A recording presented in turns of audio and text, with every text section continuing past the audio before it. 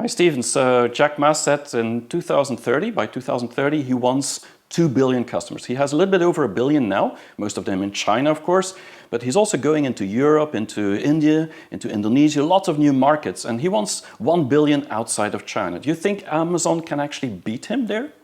Well, it's going to be an interesting challenge, Pascal. I'm not sure who will win. I think Amazon is very strong in Europe and in the United States. They have a great position there, a strong offering. In the other markets, it's going to be a battle between those two. But the fascinating part is that they will have different strategies and different strengths to use for that battle. So it's going to be very fascinating. But let's dive into the action and let's find out.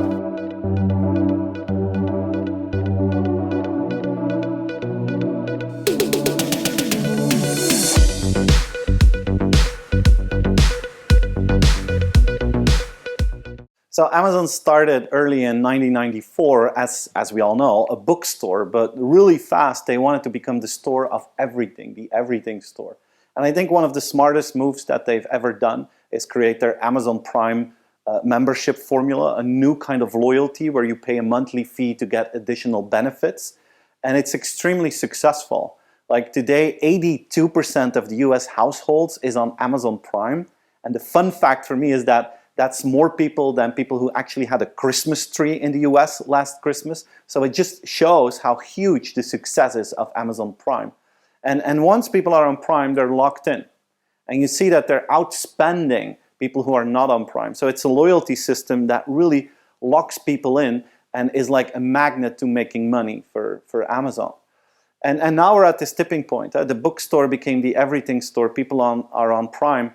And a couple of months ago, we saw for the first time that the money that was spent on Amazon was higher than the money that was spent in Walmart. About 600 billion was spent on Amazon versus 500 on Walmart. And this is a tipping point. Amazon is now the biggest shopping platform in the US. But there's more than just the retail part. They also have web services, the largest cloud service business in the US and in Western markets. It's one of the most rapid growing areas of Amazon. It's also the area where they're making most of their profit. But Amazon is becoming a whole network of organizations and brands that try to have as much influence in the day-to-day life on people as possible. Now, Amazon also is facing quite some challenges. One of them is the relationship with suppliers. They're building this marketplace where anyone can sell products on Amazon, but not everyone trusts them well enough. Some people are afraid that if their product becomes successful on Amazon, that Amazon will start a white label, an Amazon label, to compete with that seller. So those relationships and building the trust there is absolutely one of the key challenges. But maybe the biggest one in terms of PR and in human relations is the link with their employees. They had a lot of bad PR about employees that were treated in a bad way, that had to work really, really hard, and there's a lot of protests there. So fixing those human relationships with their own team members, that's going to be a crucial one. In the B2B field, what we see is that the growth of Amazon Web Services is still there, but it's slowing down. And their main competitor there is Microsoft. And Microsoft is increasing in market share and is increasing in growth. And the battle between those two huge companies is going to be crucial for the future success of Amazon Web Services. Another challenge that they're facing is everything related to retail. A couple of years ago, Amazon acquired Whole Foods, and many people, including myself, we believed that this was a game changer, that Amazon was now putting its feet on the ground and it was coming to the physical retail world. And obviously they did. But the truth is, it's never been the kind of success that they hoped for. And Amazon is doing more and more efforts to put their feet on the ground and to get into offline retail. They're expanding their reach. But if you compare that with their main competitors like Walmart, I mean, there's still a long way to go. And they still haven't figured out the perfect business model, the hybrid model, to really be successful with their offline stores. And then we have the field of Prime. Prime Video, where they have their own streaming platform, where they're competing with mainly Netflix. And this is also part of the Prime loyalty program. So you get access to all the content that they share there. And they're boosting up their investments. Like earlier this year, they acquired MGM Studios for more than $8 billion US. And they're going to invest billions and billions in producing content to make their Prime offering more attractive, not just in US markets, but also in markets abroad.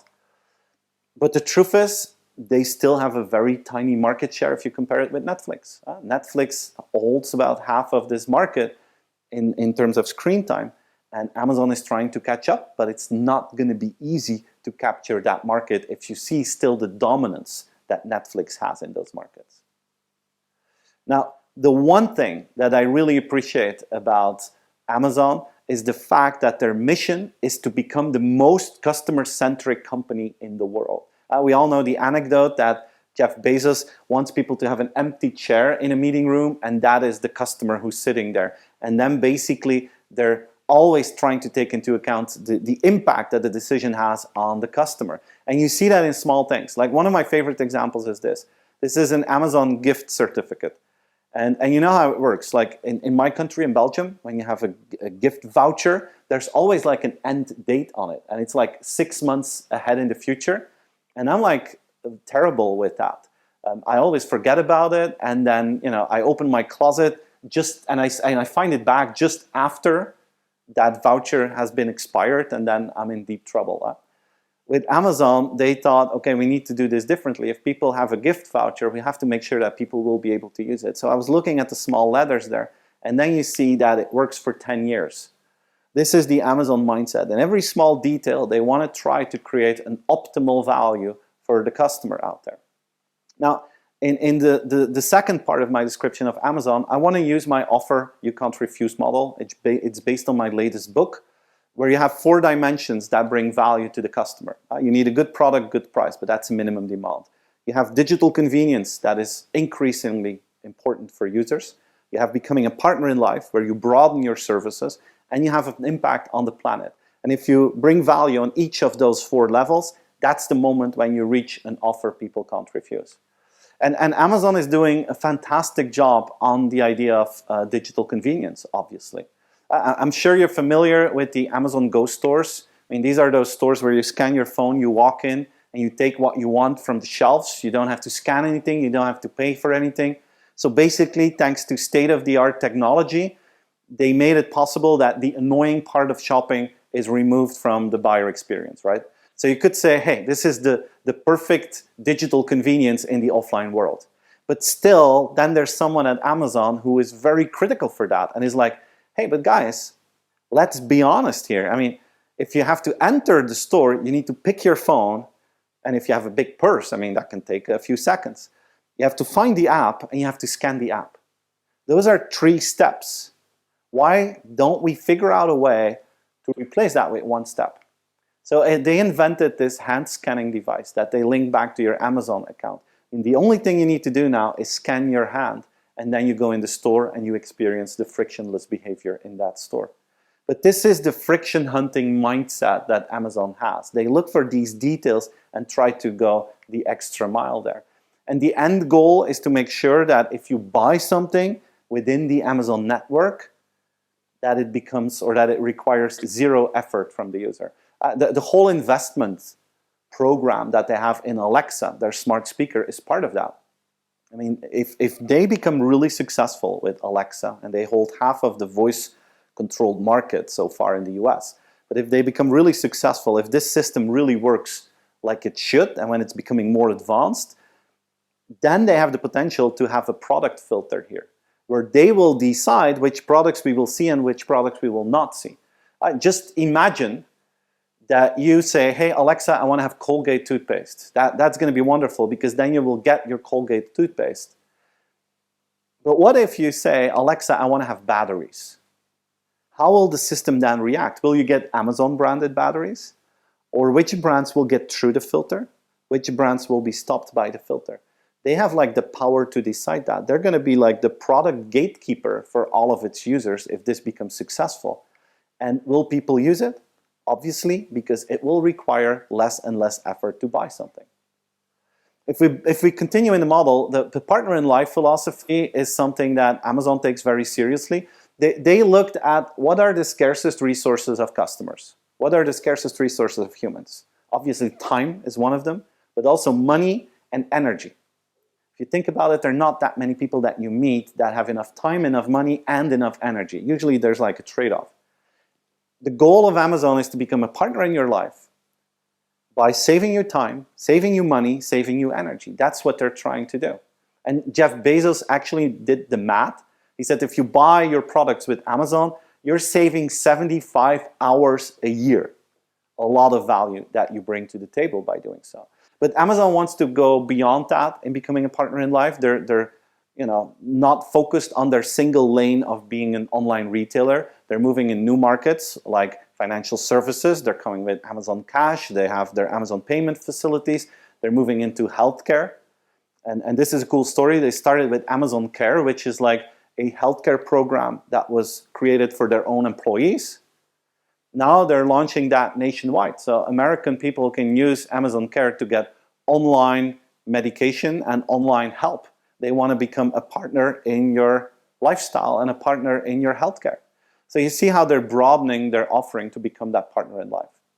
And then you have the top of the model, impact on society, changing your world. We all know that e-commerce is really one of the discussion points when it's about sustainability. I mean, delivering all these packages so fast everywhere, there are a lot of people who question if that is really a sustainable way of doing business. So Amazon wants to play that game right. They want to invest more in a sustainable process and sustainable logistics. And they put the bar up quite high for them for the next couple of years. One of the things that they've done is they invest in electrical vehicles. They want to make sure that the largest percentage of their fleet will be EVs in the near future. They're working on renewable energy and so on and so on. So they're trying to do a good job there. Until now, the neutral parties that have to assess that, they see it as a more average performance. And I tend to agree with that. I think that Amazon should look at sustainability from two ways. It's not just about doing your own job in a sustainable way, but think about the influence that Amazon could have on sustainability. What if they include filters? What if they help you buy more sustainable products? With all the knowledge that they have and the customer base that they have, their impact could go beyond anything that they're doing themselves. And until now, I haven't seen that much of an effort from Amazon. And I think that's a missed opportunity. And then, of course, this is as an anecdote to round this off. We all know that Jeff Bezos went to space. And then just to show how the world talks these days, I found this graph that shows the amount of time that US radio shows spend on Jeff Bezos going to space versus climate change. And what you see is that there was almost as much attention on one day for Jeff Bezos going to space on national radios versus that they spent time talking about climate change for the entire year. So you see that there's, as a society, this is not Amazon, this is a society, that we still have a long way to go. But to summarize it, I think Amazon is, of course, doing an outstanding job on product price. They're one of the inventors of digital convenience. Partner in Life, they're moving into that direction, but there's still opportunities to, the different broader services that they have to make those more mature. And I think in changing the world, having a positive impact on the planet, that they could use their influence and their footprint in a much stronger way to have a bigger impact than any other company in the world.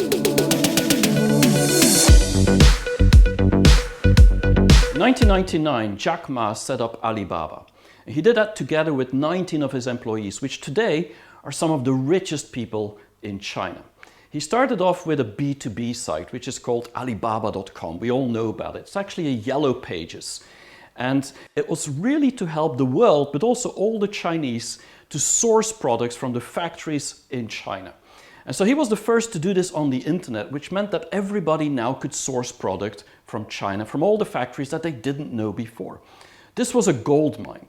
Now, if we go back to 2003, that's the moment where eBay had almost 75% of the market in China of consumer-to-consumer e-commerce.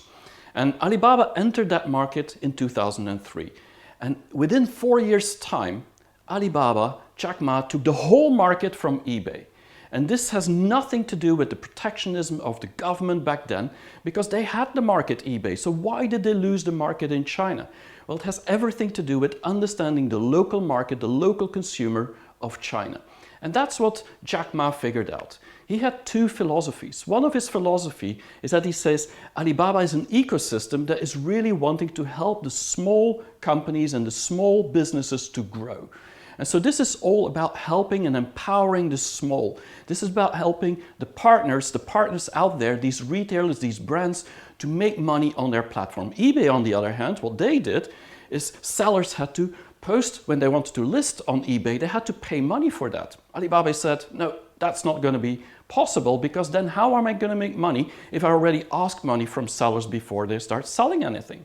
The other thing is that he said that e-commerce, it's all about trust. And the problem is that when you talk about trust in the e-commerce world in China, they had a payment problem. It wasn't like in the US where there was credit cards and other ways of payments. No, in China that didn't exist, and that meant that Jack Ma needed to set up a system which was called Alipay, and he set that up in 2004. And that was the cornerstone to actually make everything possible and have the relationship between seller and buyer be a trustworthy relationship. He started then creating his empire. A lot of marketplaces, a B2B he had already with Alibaba.com, a C2C with Taobao. Later on it was Tmall with B2C, so business to consumer, where a lot of brands could put their products for sale on their platform, on their marketplace. Then AliExpress, 1688, I mean lots of marketplaces. That was the king of marketplaces. But he was missing two things. He was missing logistics and cloud. And this is something that he really put a lot of effort in, because that was important, and he became the #1 in China for both of them. Now after that, and we saw that the last 10 years, it was all about going into different services. It was beyond the marketplaces, beyond trade. This was all about any industry you could think about. Healthcare, it was of course in the retail, but in many, many other industries, entertainment, he had everything. Alibaba's in every possible industry. Now, what is critical there is to understand that all these services are embedded in the Alipay application. And it's not just a financial service, it's also a social platform. It's connected to millions of merchants all around the world, and of course all in China. And then it's a lot of utility services and life services that you could use for your daily usage. And that's how they get so much data. Now, today, Alibaba has more than 50%. It's actually 56% of the whole e-commerce of China. And even 5 years ago, it was like 80% in mobile e-commerce. So they really are still the #1, but there are a lot of competitors these days. They're doing very good in cloud, they're doing very good in cross-border, but they're not the only party in those two. Today, if you look at Singles Day, and that's the real moment that you have to understand what's happening in China with e-commerce and with Alibaba. This is the biggest platform, the biggest moment, the shopping festival in the year. It's on November 11. And last year, in 2020, Alibaba sold for $74 billion in GMV in just one shopping festival. And that means 3 billion packages. And all these packages were shipped throughout the whole China within 30 days. That's the speed and efficiency of this platform. Of course, they have a great ecosystem today of all these kind of marketplaces and core e-commerce services, but it's also in entertainment. But the most important is that there's a lot of opportunity in specific industries like cloud and like logistics. They're having a little bit more challenges in FinTech. And so when we talk about the challenges, I think FinTech is definitely one of them, but opportunities are so big still. Domestically in China, the consumers is growing. There's going to be more millionaires than anywhere else in the world. It's doubling in middle class. We're talking about 600 million people very soon.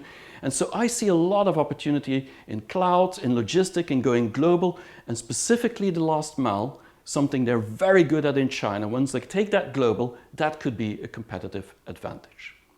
Now, Alibaba has a lot of challenges to cope with. Think about their going global strategy. Competing with Amazon in all these markets will be a huge problem or challenge ahead. But even domestically, I think that's where the biggest challenges lie. Think about the fact that they're so big, I mean, such a big ecosystem that they're a monopoly in many of these industries. This is something the government is now tackling. They want to make sure that this company, Alibaba, is not limiting innovators and small companies to grow. So they have a lot of regulations, anti-monopoly laws, new privacy laws, data laws, and of course in FinTech we know all about the financial laws, so FinTech laws with and financial. I mean, a lot of headaches. But on top of that, the Chinese government, Beijing, has made it very clear that the successful people like Jack Ma and Alibaba, what they need to do is to give back to the community. They need to have a societal goal. And what that means is that somehow they need to give something to what the government wants, and that is to help the poor out of poverty. And so just recently, Alibaba spent $15 billion on charity just to please Beijing. Very interesting evolution that we see, but this is really about keeping this harmony between the government and the opportunity and finding the right balance. I think one of the biggest challenges for Alibaba is the customer service. And that has to do with the fact that although this is their highest priority, I mean, there's so many marketplaces out there, and so they can't control the customer services that all their sellers are giving to the buyers all out there in the market. But to me, what is really going to be challenging for Alibaba is the internal competition and of course Ant Financial that is changing also in terms of regulation. It means that Ant Financial is not the only way for them to capture all that data and then spread it out throughout this other data that they capture from the marketplaces. So it's going to be more difficult. But Tencent is their biggest competitor in my view. It's not Amazon.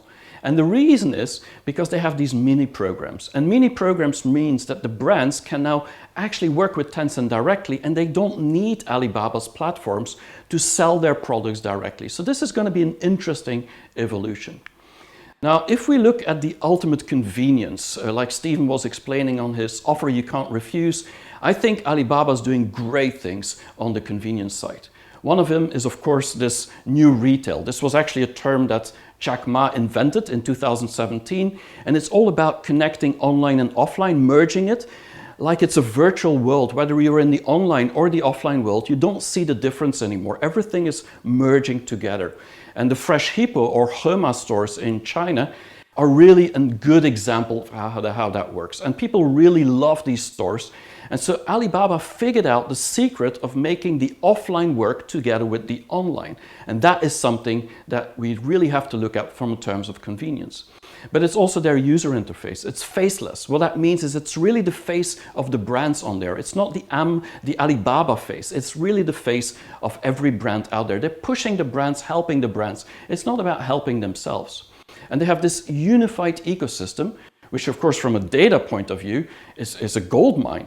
The problem of course with the government today is that they cannot use all that data, just cross-border or having the data go from one industry to another industry. They have to be very careful now, but it still is a gold mine, even if it's anonymous data.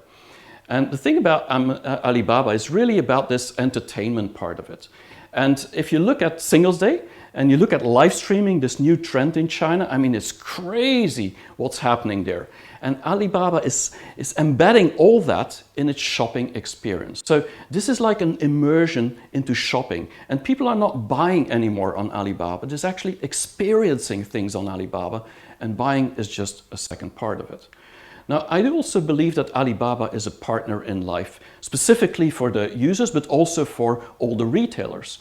I mean, a long time ago, they had products like Ali Wang Wang and Ali Mama and a lot of products that were, even in 2004, helping sellers and helping buyers to connect with each other, but also sellers could get people to help them to sell better, to market better, to advertise better. It's really about helping these small to become more efficient and have a better sales, and for the buyers to make it a lot more convenient.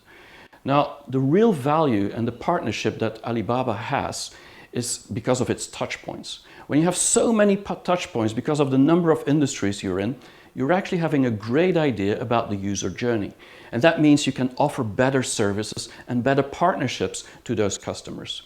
But I think what's very unique about Alibaba, it's the retail integration. They've digitized millions of retailers in China and now taking that global. And this is not just about putting a machine there with Alipay. This is about real CRM and ERP systems that they constantly are putting in there as an investment to make these retailers more efficient and connecting the data together. Alibaba is in so many industries. If you look at the short list, about 20 of them, you see in the US for every industry and every product they have, there's one big company in the US that is competing in that market. But in China, Alibaba is actually in so many different markets. And because of that, the data is actually possible to connect. And most of the users are using the same login for many of the applications, and that makes it smart data. Now, the last thing is really about improving or saving the world and doing good for the planet. And I think that's where Alibaba is making the real difference. Think about inclusion. If Alibaba wouldn't have given all these microloans through Ant Financial, or doing this e-commerce to all the farmers everywhere, from all the farmers, but also to all the people, the poor people out there, or having Alipay so they could actually make some money without having to pay a lot of taxes to the government. This is really about helping these poor people, helping people who need it to get out of their situation and have an upward social mobility. But I really like the CSR programs that Alibaba has. One of them is the Ant Forest concept. And I'm not sure if you're familiar with it, but Ant Forest is really an app, a simple app, where if you use the Alipay application and you use it in a very good way, so you actually are carbon friendly. That means you're taking the bicycle, so you scan maybe a mini app for doing the bicycle to get a bicycle ride, or you're buying a bus ticket, or you're doing things that is good for the environment, you're actually getting points. And if you get a lot of points, then you can actually have a virtual tree. And when your tree is bigger, Alibaba will plant a real tree somewhere.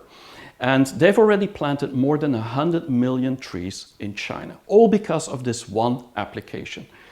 But it's really their logistics that I think is going to save the world. And I think that is where every logistic company should look at as an example. The green logistics and green warehouses they have is really very unique and an example for everyone. And now today they even have universities to really share that knowledge to the whole world, which I think is really good for the planet.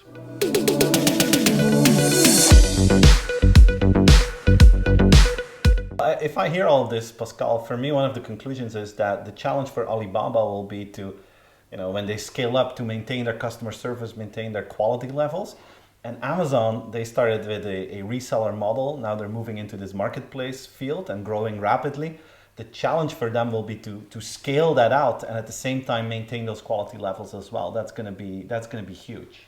Yeah, I believe Alibaba has learned a lot through experience how to scale and keep the customer service, even though it's very difficult with all these resellers, and that will be indeed the challenge with Amazon. But I think another challenge that Amazon might have is that all the scrutiny that Alibaba had in China on regulations and laws, I mean, imagine if Amazon would have the same scrutiny in the US and Europe, and that might come there one day.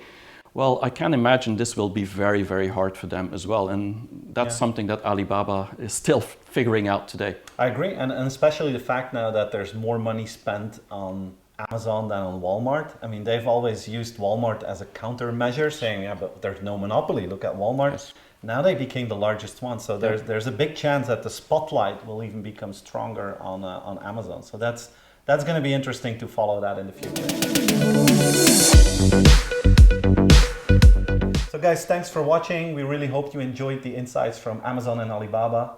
I really hope you enjoyed it, and please subscribe to our channel and hope to see you soon for another episode.